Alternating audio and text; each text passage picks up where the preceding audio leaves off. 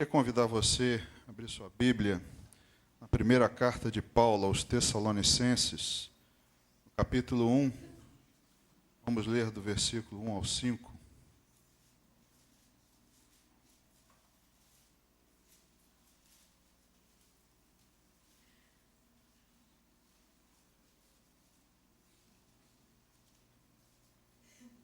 Primeira carta de Paulo aos Tessalonicenses, capítulo 1, do versículo 1 ao 5, diz assim: Paulo, Silvano e Timóteo, a igreja dos Tessalonicenses, em Deus Pai, no Senhor Jesus Cristo, graça e paz a vós outros.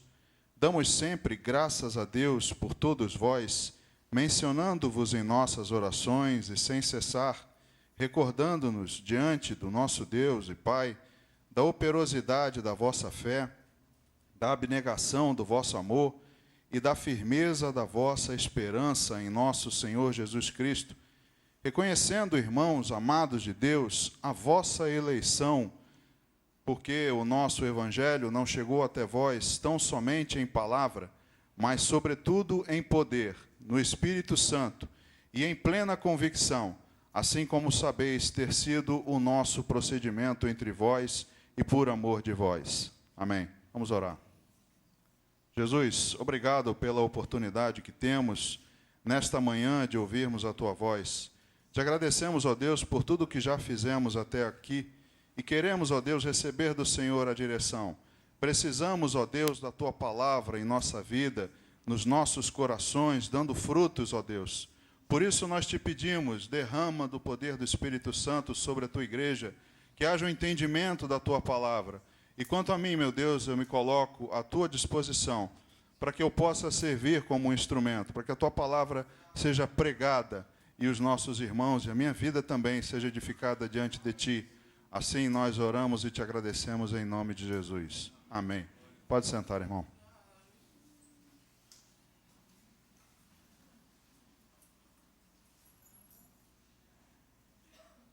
Irmãos, como você leu aqui comigo, o apóstolo Paulo fala na primeira carta aos Tessalonicenses sobre um tema de eleição, e não somente aqui, mas em outras cartas Paulo também menciona. Ele também fala na primeira carta e na segunda a Timóteo, fala na carta a Tito, fala na carta aos Efésios, fala na carta aos Romanos. O assunto de eleição, de predestinação, esse assunto é encontrado em várias cartas da Bíblia. Também Pedro, quando escreve a sua primeira carta, logo no capítulo 1, ele diz aos eleitos forasteiros da dispersão, na mesma carta, em determinado momento, ele nos chama de raça eleita, né? Então, esse tema de eleição, de escolha, de predestinação, ele é muito abundante na Bíblia. E, por conta disso, já também há bastante tempo, essa doutrina da eleição e predestinação é debatida desde o século XVI. Você talvez já tenha ouvido falar de Calvino, os calvinistas, né? Calvino tem uma doutrina bastante ampla, mas ele tem na sua doutrina dizendo que a eleição, Deus teria escolhido entre a humanidade, entre os homens, determinados indivíduos que seriam salvos.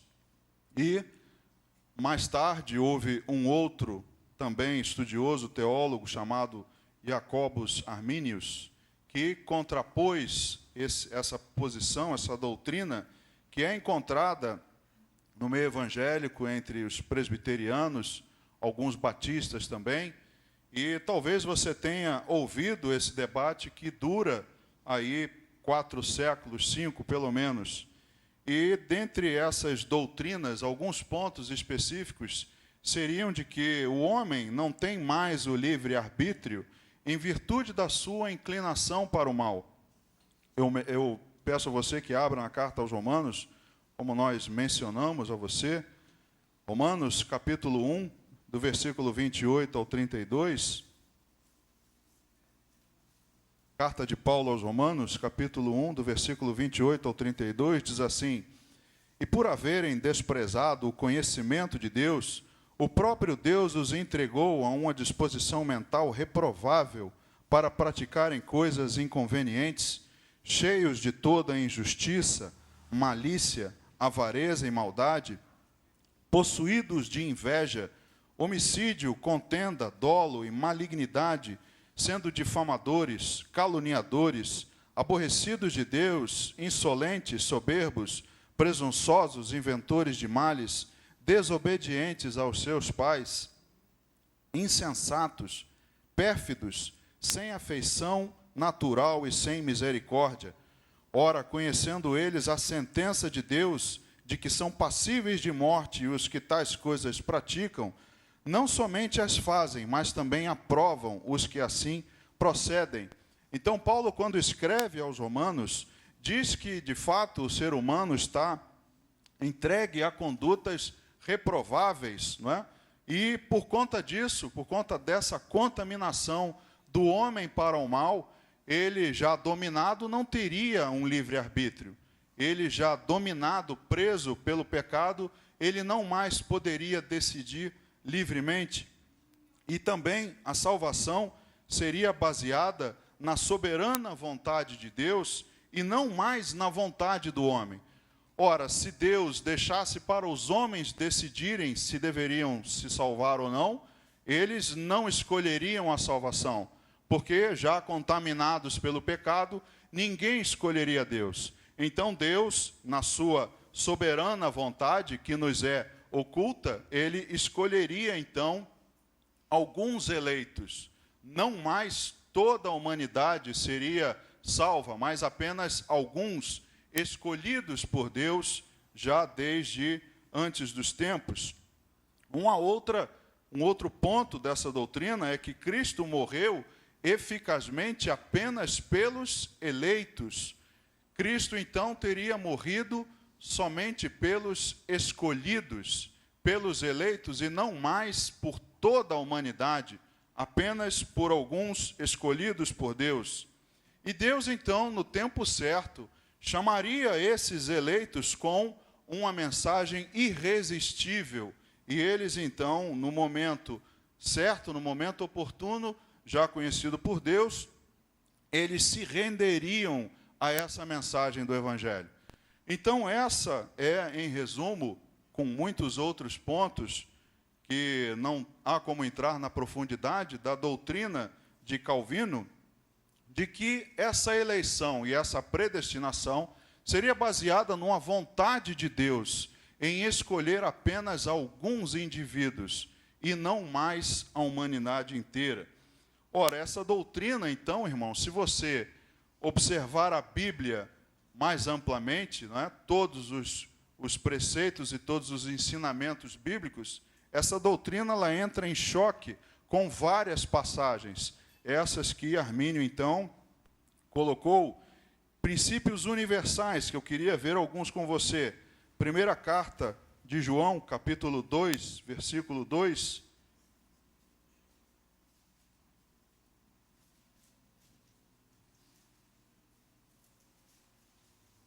Primeira epístola de João, capítulo 2, versículo 2, diz assim: E ele é a propiciação pelos nossos pecados, e não somente pelos nossos próprios, mas ainda pelos do mundo inteiro, não apenas de alguns, mas pelos do mundo inteiro. João 3,16, um versículo que você conhece, né? Vamos abrir João 3,16. Porque Deus amou o mundo, como? De tal maneira que deu o seu Filho unigênito, para quem? Todo o que nele crê não pereça, mas tenha a vida eterna. Então, Deus deu o seu Filho ao mundo para que todo, não somente alguns eleitos. Mateus 11, 28, você também conhece. Vinde a mim, alguns que estão cansados e sobrecarregados, todos os que estáis cansados e sobrecarregados, e eu vos aliviarei. Ainda Atos, capítulo 17, versículo 30. Atos dos Apóstolos, capítulo 17, versículo 30, diz assim: ora, não levou Deus em conta os tempos da ignorância, agora, porém, notifica aos eleitos, aos homens, onde? Em toda a parte se arrependam. Então, é um versículo que entra em choque com a doutrina de Calvino e a segunda carta de Pedro, capítulo 3, versículo 9.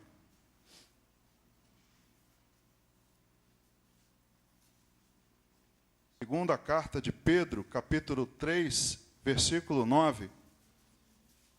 Diz assim: não retarda o Senhor a sua promessa, como alguns a julgam demorada. Pelo contrário, ele é longânimo para convosco, não querendo que nenhum pereça, senão que todos cheguem ao arrependimento.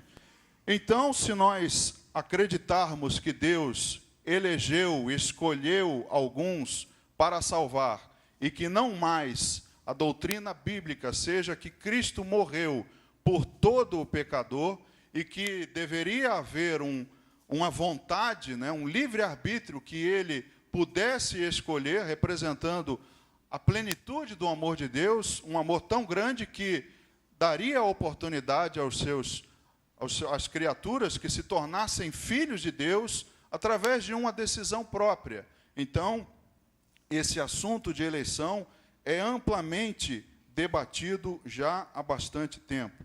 Então, se acreditarmos que Deus escolheu alguns antecipadamente, preterindo outros, onde fica a decisão do homem?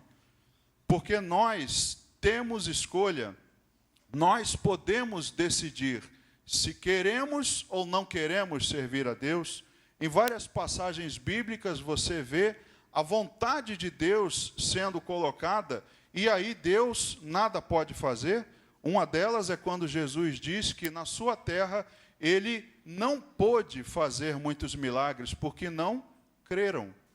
Ora, eles não quiseram aceitar a mensagem, eles não reconheceram Cristo, e ele então não pôde fazer, embora desejasse fazer, ele não pôde fazer muitos milagres. Então, onde fica a decisão do homem se nós acreditarmos que Deus escolheu apenas alguns e não toda a humanidade para a salvação? A Bíblia diz que não havia ninguém qualificado para ser escolhido. Não havia em nenhum de nós qualquer mérito para a salvação, para que pudéssemos ser escolhidos. Você daqui a pouco vai votar, se é que já não fez, e espero que esteja fazendo com algum critério, escolhendo ou vendo nas propostas do seu candidato algo em que você pudesse depositar a sua confiança, algo que te ressaltasse aos olhos e você pudesse dizer: não, esse cara é digno da minha confiança, então eu vou escolher, eu vou votar nele. Mas, diferentemente de nós diante de Deus, não havia qualquer qualificação. Então, Deus salva o homem apenas pela graça, um favor que não é merecido, mediante a fé. E em Romanos 10 diz que o homem, se crer, mas confessar com a sua boca. Há uma condição que é necessária do homem tomar uma decisão, dele abrir a sua boca e confessar que crê no Senhor Jesus como seu Salvador, e no coração crer também.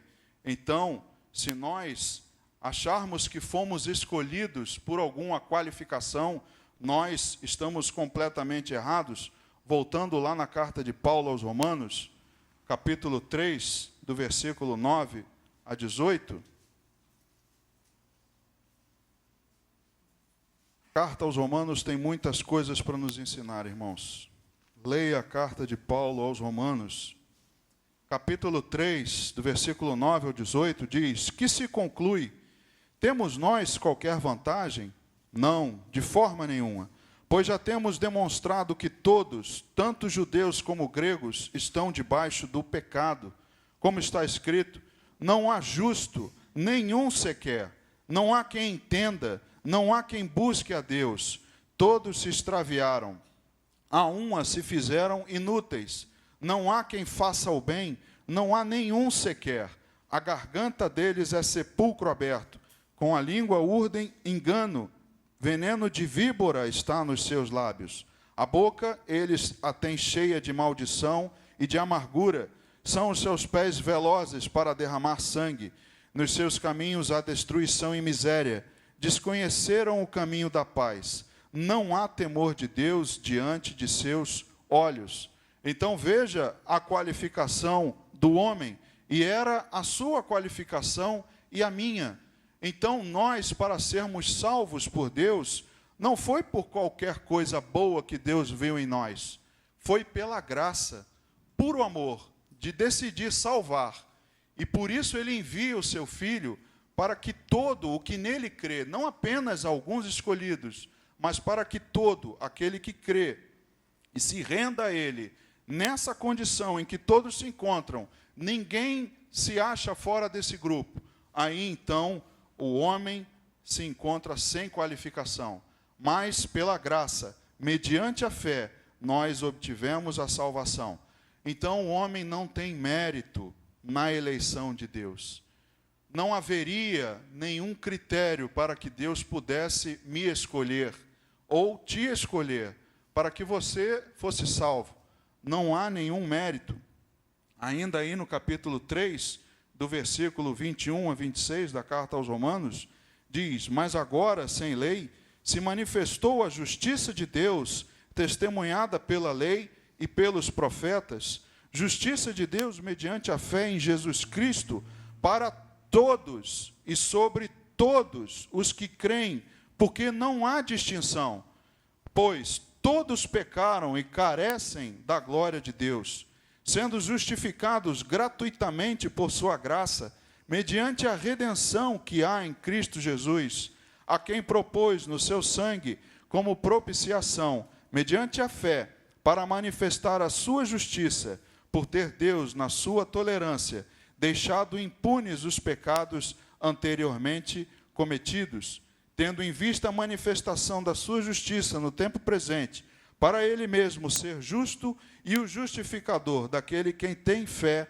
em Jesus. Então veja, o que caberia a nós? Condenação, porque não há em nós nenhuma qualidade, nenhuma bondade, não há um justo, todos pecaram, mas Paulo diz que se manifestou a justiça de Deus em Cristo Jesus, para que todos, absolutamente todos os que creem, porque não há distinção. Então, se nós acreditarmos que a doutrina da eleição e da predestinação, ela é correta, nós fazemos pouco caso do trabalho de Cristo. Raciocine comigo, se Cristo morreu apenas eficazmente por alguns, para quê? Se o sangue de Cristo só é eficaz para morrer por alguns, é como você pegar uma calibre 12 para matar um mosquito. Por que então Cristo se entregou, derramou seu sangue precioso apenas por alguns eleitos e não por todos? Então essa doutrina não encontra apoio na Bíblia.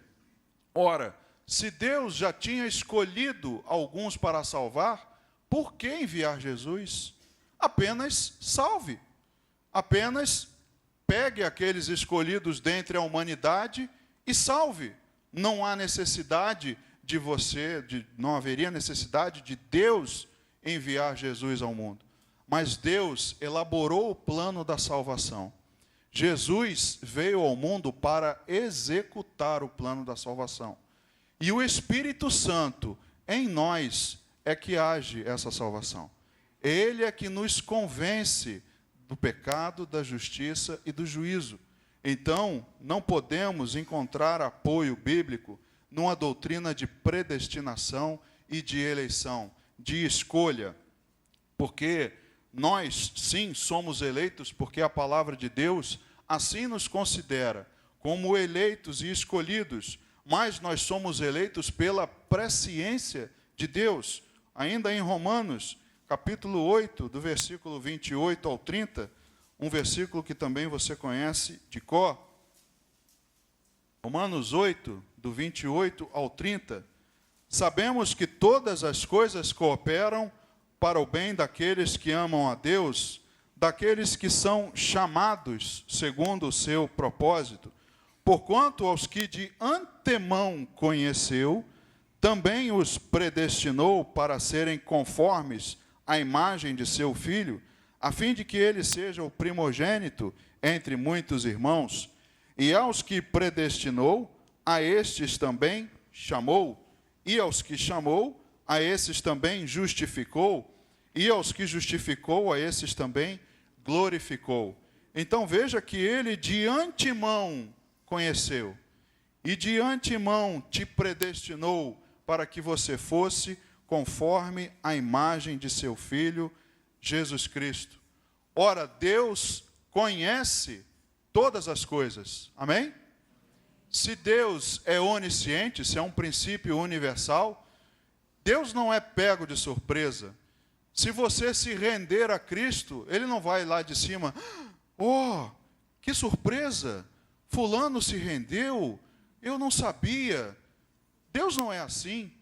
É claro que o chamado é para todos, mas é claro que Deus também, na sua onisciência, na sua presciência, Ele sabe quem será salvo ou não. Isso é lógico. Se acreditarmos de maneira diferente, jogamos por terra a onisciência de Deus. Então Ele sabe sim aqueles que se renderão, mas o chamado é para todos. Cristo morreu para todos. Assim foi com Paulo, quando Paulo foi chamado por Jesus no deserto, e Deus envia Ananias, diz, olha, vai a tal lugar, porque ele está orando, e ore por esse homem. Então Ananias questiona, mas Senhor, eu tenho ouvido falar dele, de como ele tem perseguido os irmãos, e de como ele tem andado e lançado no cárcere todos os que andam no caminho. E Deus diz, vai, porque ele é para mim um instrumento escolhido. Ele escolheu Paulo, e ele pregará às nações e aos gentios e aos reis, e ele conhecerá como é sofrer pelo meu nome. Paulo foi escolhido, e Deus ali diz, ele será instrumento, ele é escolhido por mim, e ele fará. Deus, na sua presciência, já sabia o que Paulo iria fazer. Da mesma maneira, quando ele chama Jeremias, ele diz, Jeremias, antes de que você fosse formado, eu te conhecia. E antes de que você saísse da madre, eu te constituí por profeta às nações. Ora, há uma presciência de Deus. Deus já sabia da nossa eleição. Deus já sabia que você estaria aqui hoje ouvindo essa palavra. Deus sabe de todas as coisas, das que aconteceram, das que acontecem e das que irão acontecer. Então Deus não é pego de surpresa, mas Ele deu ao homem a oportunidade de escolha, para que nenhum diga, e lá naquele momento do julgamento diga, mas o que eu fiz, por que você não me escolheu? Poderíamos pensar, ora, se eu sou escolhido, não importa o que eu faça, porque em determinado momento eu vou me render, então vou levar uma vida desregrada, vou aproveitar a vida, porque eu sou um escolhido. Ou, de outra parte, poderia dizer, eu acho que eu não sou escolhido, esse negócio não é para mim, então quer saber? Não vou nada para a igreja, não quero saber de Jesus, vou continuar na minha vida. Poderia acontecer as duas partes da moeda, mas nós não encontramos base bíblica, porque nós somos eleitos pela presciência de Deus. E, sabendo disso, nós então nos perguntamos, se nós somos eleitos porque nós somos eleitos porque elegemos Deus primeiro. Nós escolhemos Deus, e aí nós passamos a posição de eleitos. Somos escolhidos porque Deus nos escolheu. E aí nós então podemos nos perguntar, como deve então viver um eleito? Se eu sou um escolhido, como eu devo viver? Porque na primeira carta de Pedro, que eu mencionei a você, que também havia a menção a respeito dos eleitos, diz assim, do versículo 1, capítulo 1, versículo 1 e 2, diz assim: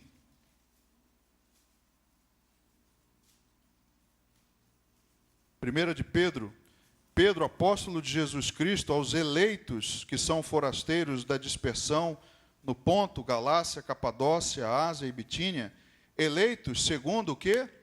A presciência de Deus Pai, em santificação do Espírito, para a obediência e a aspersão do sangue de Jesus Cristo, graça e paz vos sejam multiplicadas. Então, se você agora já entende que você é um eleito porque você se rendeu a Cristo e Deus agora te chama de eleito, você então tem que se perguntar: como deve viver um eleito? O que você espera do seu candidato que você vai votar? O que você espera que ele faça? Como ele vai agir? Por que você votou nesse homem? Por que você o escolheu? Porque se você escolheu se render a Cristo e Deus te considera como um escolhido, você tem que entender que há agora uma postura que você deve ter.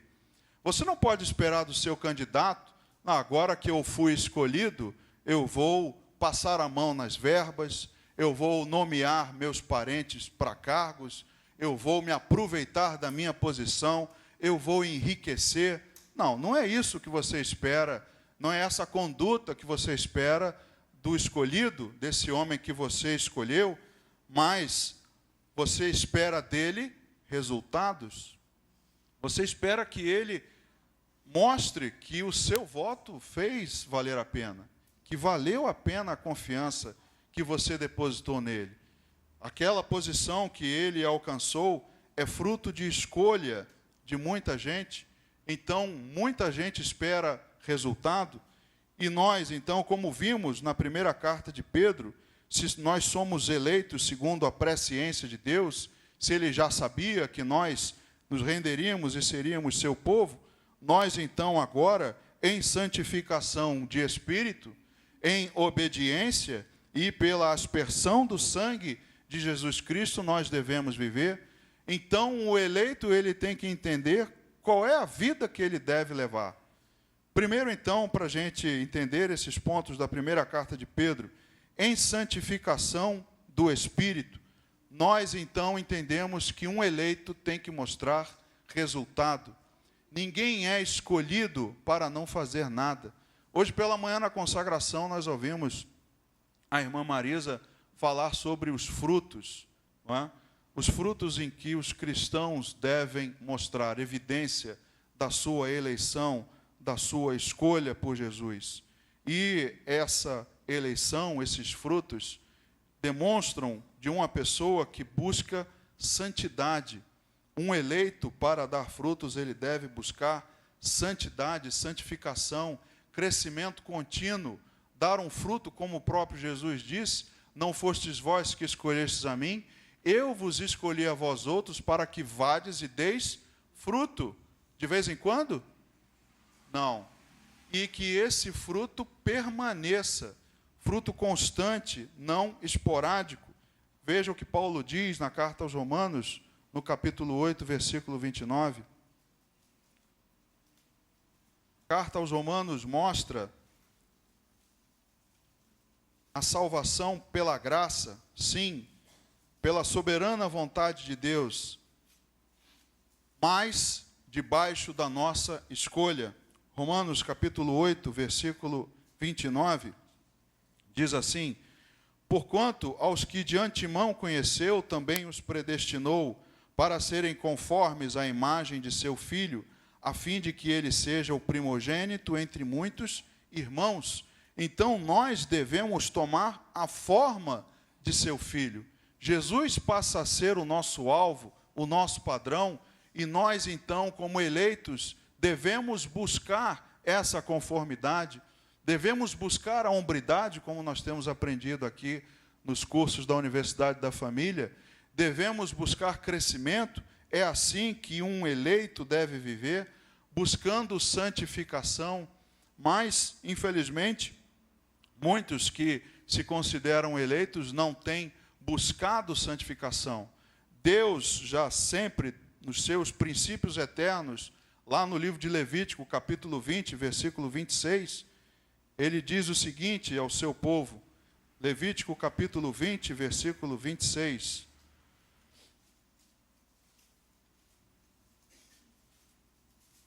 Deus diz assim: ser-me-eis santos, porque eu, o Senhor, sou santo, e separei-vos dos povos para serdes meus.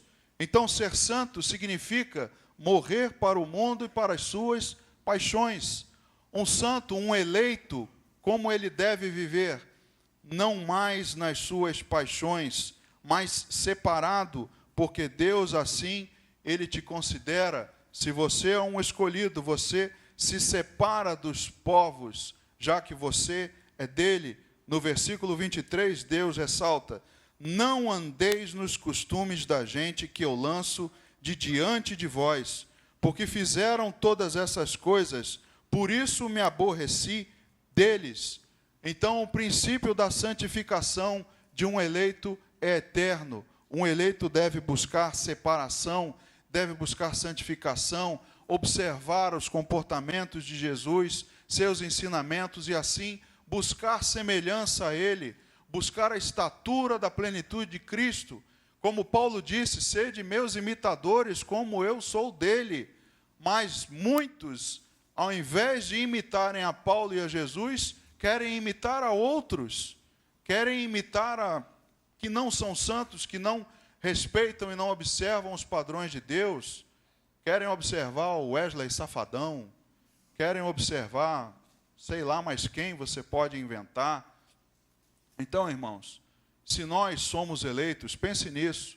Se você também crê que houve uma decisão sua, você escolheu essa eleição. E Deus já sabia disso. Então, se houve uma vontade própria, ninguém te forçou, ninguém te coagiu, ninguém pôs uma arma na sua cabeça, foi uma escolha livre sua. Se você escolheu, viva como um eleito.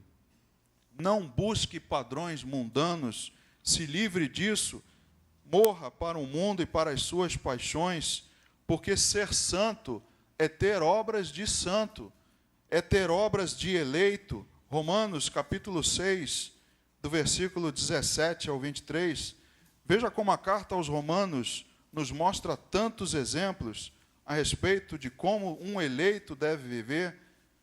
Carta aos Romanos, capítulo 6, do versículo 17 ao 23. Mas graças a Deus, porque outrora escravos do pecado, contudo viestes a obedecer de coração, de vontade própria, livre-arbítrio, ninguém te forçou a nada, mas de coração, a forma de doutrina a que fostes entregues. E uma vez libertados do pecado, fostes feitos servos da justiça. Falo como homem por causa da fraqueza da vossa carne. Assim como oferecestes os vossos membros para a escravidão, da impureza e da maldade, para a maldade, assim oferecei agora os vossos membros para servirem à justiça, para a santificação. Porque quando éreis escravos do pecado, estáveis isentos em relação à justiça. Naquele tempo, que resultado escolhestes? Somente as coisas de que agora vos envergonhais, porque o fim delas é morte. Agora, porém, libertados do pecado, transformados em servos de Deus, tendes o vosso fruto para a santificação, e por fim, a vida eterna, porque o salário do pecado é a morte, mas o dom gratuito de Deus é a vida eterna em Cristo Jesus, nosso Senhor. Então, como um santo deve viver? Com obras de santo, como você leu aqui comigo, ele diz: naquele tempo, que resultado escolhestes? Para pensar, naquele tempo em que você praticava as coisas mundanas, que resultados você colheu? Talvez você esteja arcando com as consequências de muitos deles. Eu também ainda tenho consequências das minhas escolhas no passado, de escolhas que não eram debaixo da direção de Deus, das minhas obras que não eram obras de santo, ainda hoje eu tenho consequências. E meu testemunho não é pavoroso. Eu nunca adulterei, não tenho filhos com outra mulher, nunca cheirei, nunca bebi, nunca roubei, nunca matei, não tenho nada. Mas eu ainda hoje colho consequências. Então pense nesse versículo, naquele tempo que resultado colhestes, somente as coisas de que agora vos envergonhais, porque o fim delas é a morte. Então as escolhas que você fez no passado só te traz vergonha. As escolhas de uma vida de pecado, de uma vida de maldade, de impureza, só trazem consequências ruins. Então pense nessa pergunta de Paulo, que resultado você teve? Mas agora você é liberto, como diz o 22. Agora, porém, libertados do pecado, transformados em servos de Deus, em eleitos, tendes o vosso fruto para a santificação e, por fim, a vida eterna. Agora os seus membros não são para a maldade, mas os seus membros agora são para a justiça, são para a santificação. Então você, meu irmão, o seu corpo, ele é um membro para a justiça. O seu corpo agora não é mais para servir aos prazeres mundanos. Mulheres, principalmente, o seu corpo, os seus membros são para a santificação. Observe se a roupa, a forma como você está se vestindo, se ela serve para a santificação, se os seus membros estão servindo para a obra de Deus ou para escândalo, se outros pela rua estão olhando e falando delas. Homens também, se os seus membros estão servindo para a santificação, se as suas mãos e as suas pernas estão fazendo obras de justiça, ou se estão tomando algo indevido de alguém, se estão caminhando para onde não deveriam, se estão ingerindo algo que não deveriam, pense se isso contribui para a sua santificação. Pense se isso é a conduta de um eleito. E aí certamente você entenderá como você deve viver. Segundo o que Pedro diz, deve ser obediente. Esse talvez seja o ponto mais difícil para o ser humano. Eu diria até que para o homem, muito mais difícil. A obediência é algo que, inerentemente à nossa natureza, é difícil de ser acatada, principalmente na cultura ocidental. Nós somos insubmissos por natureza. Já desde pequenos, quando criamos os nossos filhos, vemos a desobediência querendo aflorar. E é muito difícil para um homem, principalmente, se submeter. Na sociedade que nós vivemos hoje, todos devem mandar. Você tem que estar por cima, você tem que ser o cabeça, você tem que ser o chefe, você tem que liderar, você tem que ser melhor do que todos. E isso é ensinado até em algumas igrejas. Então, como um homem se torna obediente e submisso, se todos dizem o contrário? Então, isso talvez seja a parte mais difícil para o homem. Quando se converte, entender que tem que se submeter, entender que tem que obedecer ordens e respeitar, como nós dissemos aqui pela manhã, na consagração dos levitas, eles eram considerados como oferta movida, oferecidos a Deus, mas colocados à disposição do sacerdote, que exercia sobre eles liderança. Então, há liderança sobre a sua vida. Até mesmo no seu casamento, você é submisso a Deus, que é o seu líder. E a esposa é submissa ao homem, ao marido, que é o líder. E, irmãos, quem não entende a liderança e a obediência, não compreende que essa é a parte mais fácil e mais cômoda. Você não tem noção como é mais fácil obedecer do que ser líder. Como é mais fácil ser obediente do que ser líder. Porque a responsabilidade recai sobre o líder. A primeira cabeça a rolar é do líder. Eu ouvi recentemente que no julgamento dos nazistas, nenhum soldado foi colocado no tribunal, mas os líderes, os generais, quem dava a ordem, esses é que foram condenados. Mas os soldados recebiam ordens e eles, então, submetidos a uma liderança, não recebiam responsabilidade. Então, meu irmão, é muito mais fácil você obedecer. É muito mais fácil você ser submisso. Obedeça em nome de Jesus, pelo amor de Deus. Obedeça. Veja o que diz Hebreus, capítulo 13, versículo 17.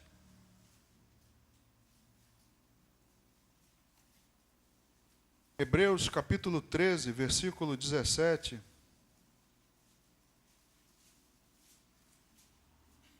Diz assim: obedecei aos vossos guias e sede submissos para com eles, pois velam por vossa alma, como quem deve prestar contas, para que façam isto com alegria e não gemendo, porque isso não aproveita a vós outros.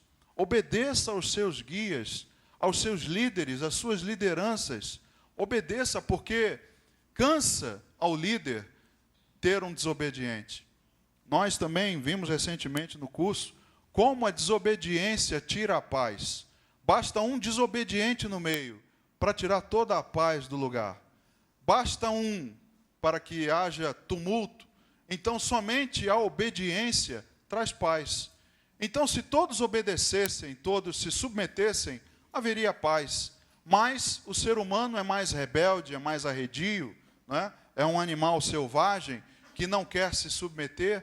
Mas eu repito a você, é muito mais fácil e muito mais cômodo quando você obedece, porque a responsabilidade, quem vai prestar contas? Quem vai prestar contas? São os guias. Os guias é que serão questionados diante de Deus sobre como conduziram. Então, eles é que são responsáveis pelo seu caminho. Mas, se você não obedecer, se você for rebelde, não adianta reclamar. Então, obedeça em nome de Jesus.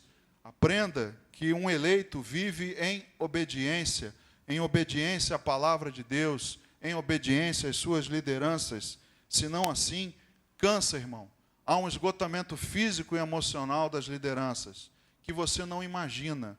Eu, às vezes, chego em casa do trabalho e eu acho que minha mulher tem vida boa, né? Porque é dona de casa, fica lá em casa, né? Não tem? O marido não pensa assim? Não, o que você fez hoje? E quando eu chego em casa, irmãos, o negócio está pegando fogo. Basta 15 minutos de eu assistindo e já me dá algo no estômago assim, né, uma vontade de explodir. E ela me diz, olha, é assim o dia inteiro. Eu tenho que falar, eu tenho que explicar, mas não obedece, não quer me ouvir. E isso, meu irmão, a desobediência cansa. Tira a paz dos outros e tira a sua também. No dia que você liderar alguma coisa, você vai entender como é bom ter obedientes sob sua liderança. O obediente é aquele em que Deus tem mais prazer.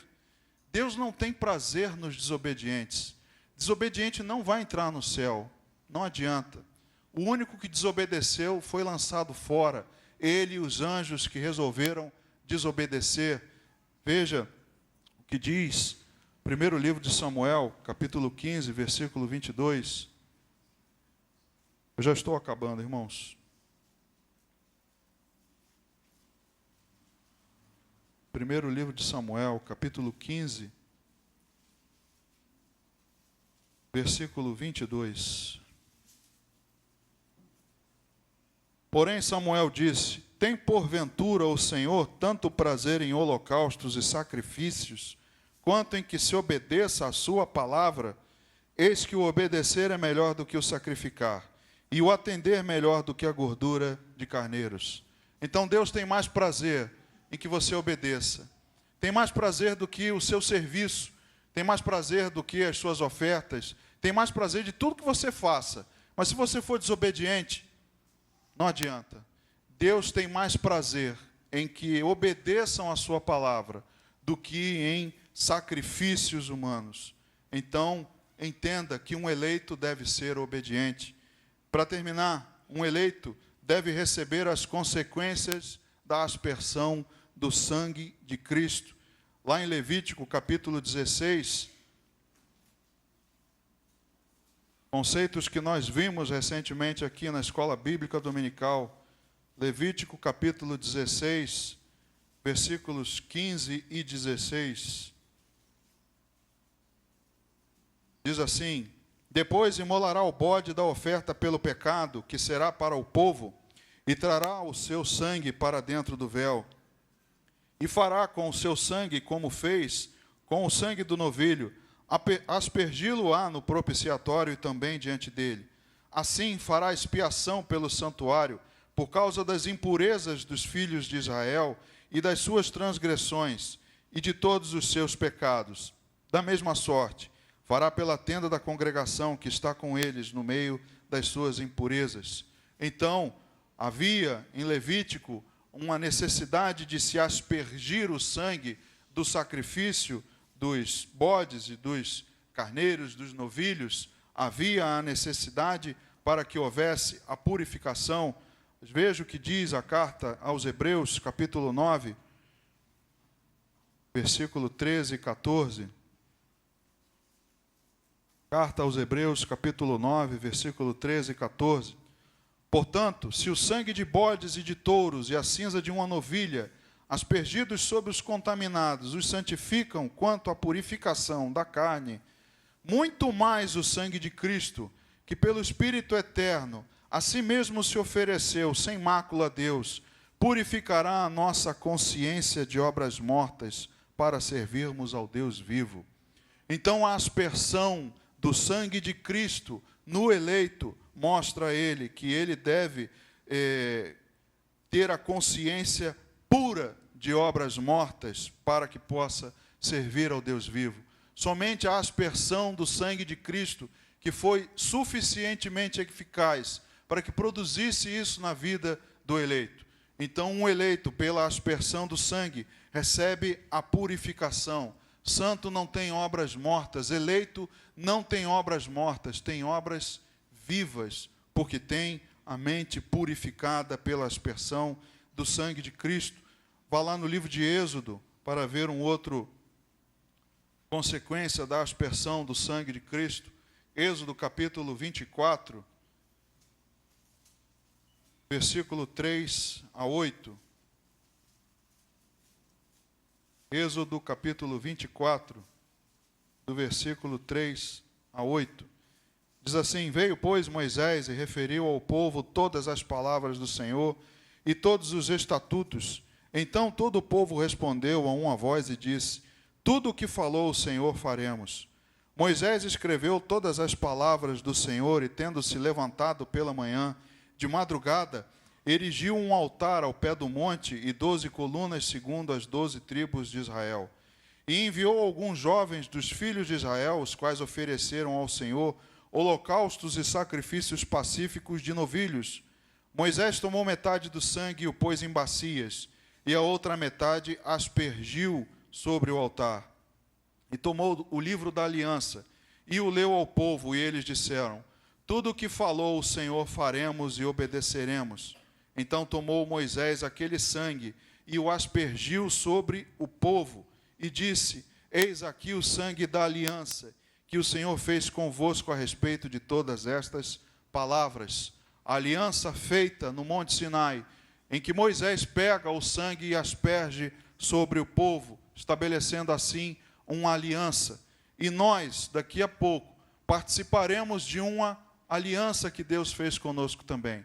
Uma aliança feita no sangue de Jesus, como ele diz, Paulo diz na carta aos Coríntios, capítulo 11, em que diz: o sangue da nova aliança. Ali foi estabelecida uma nova aliança, superior a essa daqui, também sobre a aspersão do sangue de Jesus. E, por último, consagração para o serviço sacerdotal. Ainda em Êxodo, capítulo 29, versículo 21. Êxodo capítulo 29, versículo 21. Tomarás então do sangue sobre o altar e do óleo da unção, e os aspergirás sobre Arão e suas vestes, e sobre seus filhos e as vestes de seus filhos com ele, para que ele seja santificado, e as suas vestes, e também seus filhos, e as vestes de seus filhos com ele. Então também a consagração para o serviço sacerdotal. Era necessário que se tomasse do sangue e se aspergisse sobre os sacerdotes. E o que diz agora Hebreus, capítulo 10, do versículo 19 ao 22. Hebreus, capítulo 10, do versículo 19 ao 22. Tendo, pois, irmãos, intrepidez para entrar no Santo dos Santos, pelo sangue de Jesus, pelo novo e vivo caminho que ele nos consagrou pelo véu, isto é, pela sua carne, e tendo grande sacerdote sobre a casa de Deus, aproximemo-nos com sincero coração, em plena certeza de fé, tendo o coração purificado de má consciência e lavado o corpo com água pura. Guardemos firme a confissão da esperança, sem vacilar, pois quem fez a promessa é fiel. Consideremo-nos também uns aos outros para nos estimularmos ao amor e às boas obras. Não deixemos de congregar-nos como é costume de alguns, antes façamos admoestações, e tanto mais quando vedes que o dia se aproxima. Então veja que no Novo Testamento, Cristo, tendo intrepidez para entrar no Santo dos Santos, ele, de uma vez por todas, aspergiu o seu sangue, e nós agora temos livre acesso. Nós temos acesso ao Santo dos Santos, não mais o sumo sacerdote, mas pela aspersão do sangue de Cristo também fomos consagrados. É assim que Pedro nos chama, nação eleita, né? Sacerdócio real, povo de propriedade exclusiva de Deus. Então, essas são as consequências da eleição. Assim, um eleito deve viver. O eleito desfruta das coisas boas já agora, nesse momento. Romanos, capítulo 8, do 31 e 32.